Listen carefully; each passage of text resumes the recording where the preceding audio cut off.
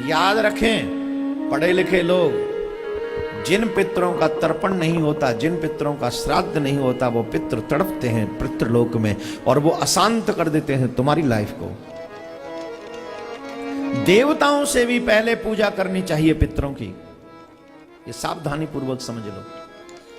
तुम्हारी सासू, तुम्हारे ससुर जी जब तक न जाएं, उनसे सीख लो कौन सी तिथि को किसकी श्राद्ध होती है, और सीखो, जीवन भर याद रखो, वो दुनिया में कोई पूजा हो न हो, अपने पितरों की पूजा जरूर करो।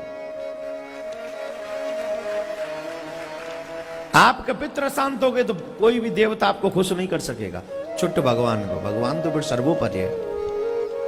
बहुत से लोग कहते हैं महाराज पितरों का जब श्राद्ध करते हैं, भागवत सुनवाते हैं, और एक बहुत बड़ा प्रश्न है, कॉमन प्रश्न है, कर रहा हूं, सब समझ लें, इसका आंसर जीवन भर रखें अपने पास संभाल कि महाराज हम भागवत कराते हैं तो भागवत में पितरों की मुक्ति हो जाती है, तो पितरों की मुक्ति हो जाती है तो फिर पितरों का श्राद्ध करने से क्या फायदा?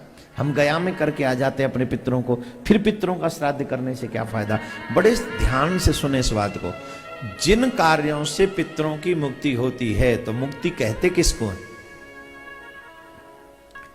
मुक्ति का मतलब है जिसकी मुक्ति होती है वो भगवान में जाके समा जाता है, परमात्मा के स्वरूप, परमात्मा में ही समाहित हो जाता है।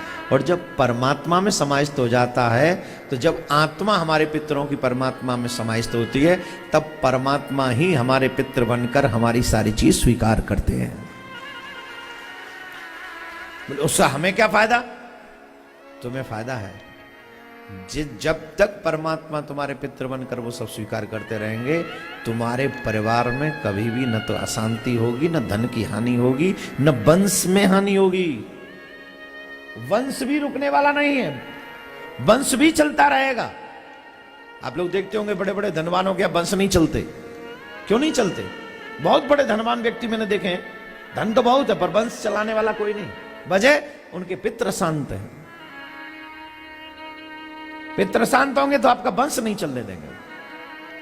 बड़े सावधानी पूर्वक समझने योग्य बात है।